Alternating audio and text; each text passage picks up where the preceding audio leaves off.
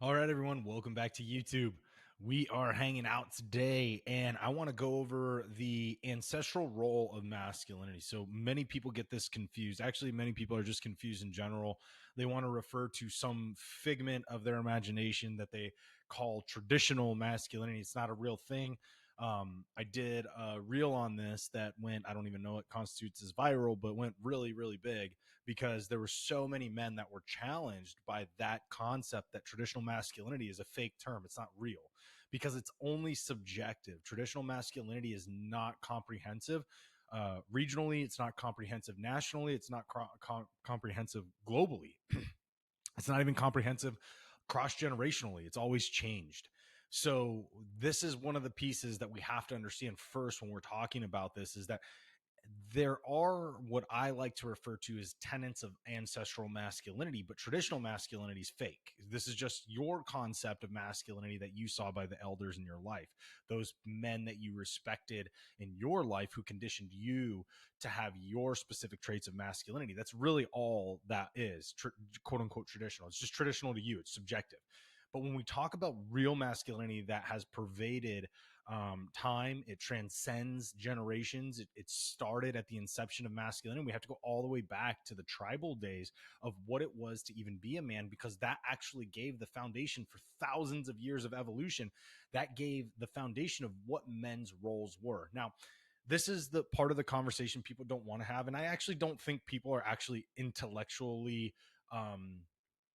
capable of having this, because most people want to spout off about masculinity having not done any research into it. And if they've done any research into it, all they want to look at is the civilized aspect of masculinity. And what I mean by that is that they want to look at in the times of like the Romans or the British, when they had an authoritarian rule, kings and queens and monarchs and all that.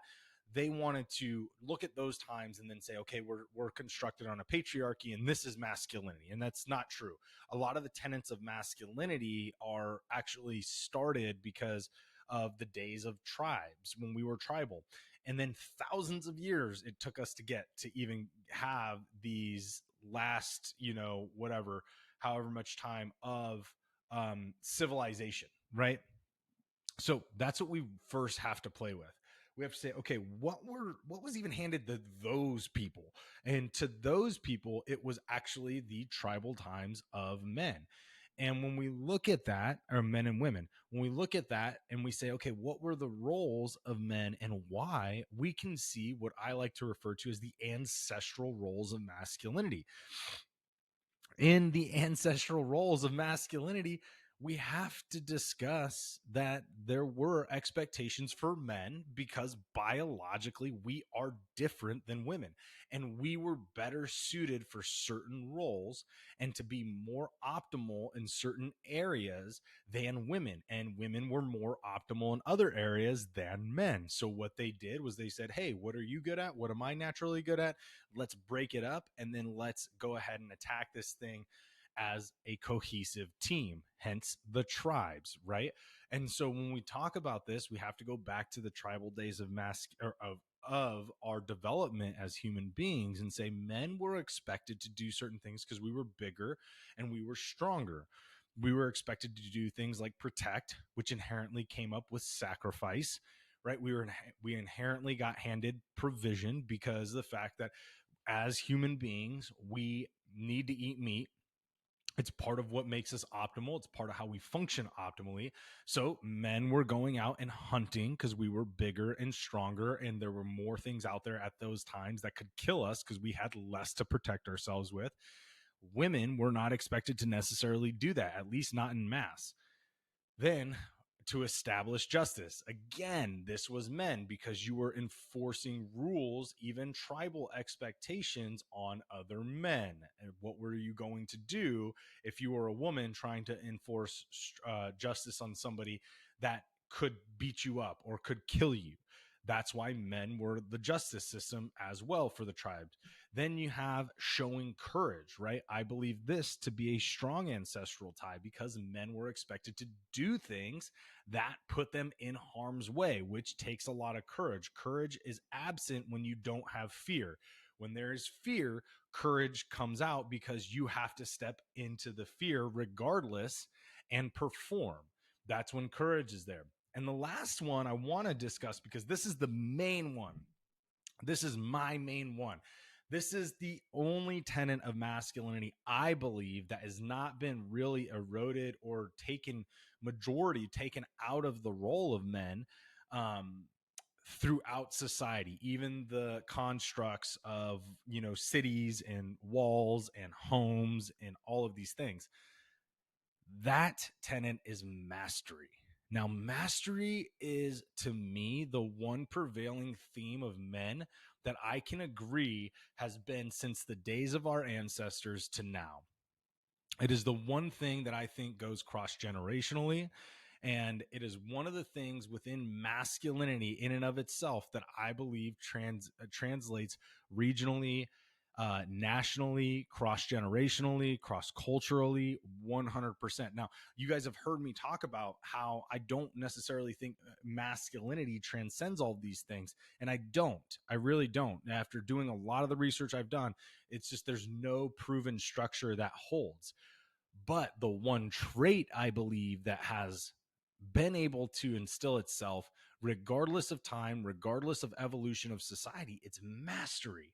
And I think this is where the conversation needs to be had, because with everything that we have nowadays, everything that we've progressed to, the one thing that we look at other men, and whether they're physically fit, whether they have money, whether they have high levels of intellect, whatever it is, one thing we respect across men is mastery. If a man can show up very much embodied and knowledgeable and seemingly highly an expert in his field, we consider them to have a high level of mastery or mastery in and of itself. And then we give them respect, because you can't explain, other than that, you can't explain why you give people respect, because you all do, who can't go out and hunt, who can't go out and fight somebody and win, who couldn't protect their family if somebody broke into their house, who couldn't go out and make a crap ton of money because they have self-limiting beliefs within their own mind. Like, you can't explain why you give those people, because you all have them in your lives. You all know people, you all, even like whatever it is, celebrities or people you respect, influencing or social media or whatever. There's some of them who don't have the things, and you may or may not know, but don't have the things that you believe make a man a man. And that's why I say the one conversation we're not having, the one thing that's been left out of this conversation of masculinity and the ancestral tenets that kind of pervade time or transcend time, the only one is mastery. Mastery can allow any man in any job, in any role, to gain the respect of other men, regardless of whether he's good at other things that men believe make men masculine. I have yet to see this actually not be proven true.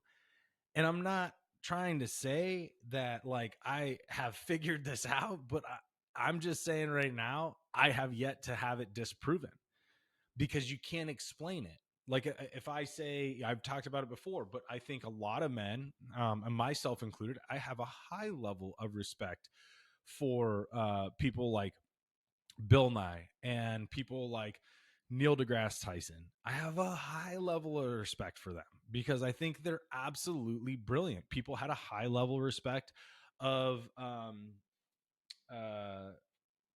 oh man, why am I blanking on Stephen Hawking?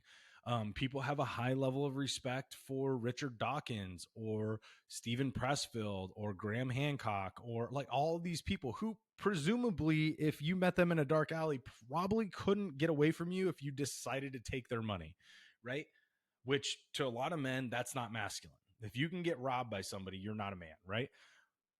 But at the end of the day, I have a high level of respect for them because they've mastered their craft. And I think so many men, this is an underlying subconscious theme that we don't address because it inherently comes out of us. We inherently gravitate and get attracted to bringing people into our lives who are masters in certain things. And we value that. We give them that value. So think about that. And I want you guys to take a look through this lens in your life. Take a look through this mastery lens. Take a look at why you give a high level of respect to other men who potentially may not meet your particular definition of masculinity, right? The way you grew up, the way you define a man, because it is different. It's not that specific definition has nowhere been shown to be cross cultural, cross generational, cross regional, cross national. Just doesn't. So that subjective, expectation of masculinity, go ahead and take this lens instead of mastery, just mastery, and take a look at the men in your life. And some of them can be fat, out of shape people, like, and you still have high levels of respect for them. Some of them could be little skinny, like, feeble dudes that are complete nerds, and you could have a lot of respect for them, and that's not wrong. And they've earned respect as being a strong man because of the fact, or being a masculine man, because they've met the standard, or at least this, what I believe to be a subconscious theme and standard of mastery. I think it's very important, guys, because this is how we can explain why masculinity is evolving, especially today. We can explain one of the things that allows masculinity to evolve. It's a big conversation. It has allowed masculinity to evolve for men to be able to be seen in different types of jobs, or different aspects of what they believe is an authentic man. It allows them to be seen in that, but yet also still have power and confidence in the man they show up as, because even though it is not as intimidating as somebody who can fight and protect themselves and protect their family to a high degree, right? It might not be as intimidating as that. But a guy that can sit there and look at spreadsheets and do his taxes in and out and left and right, or, run the back end of a big business, that guy's going to gain a lot of respect, because the guy that can protect, maybe he can't even do any of that. But guess what? They both have mastery. So I love this conversation because of that, because it opens up the realm of what a man has the ability to step into today and still be considered a strong man in society. Think about that. Look through that lens, man. I challenge you. All right, everybody. Hope you guys enjoyed this episode. And remember, if you guys have not bought my new book, go out to Amazon or Barnes and Nobles or Walmart or whatever online and buy Design the Man Within. It's going to help challenge some of these perceptions that we hold ourselves to, that may be outdated and might not be working for us to be the best men that we can in the world today.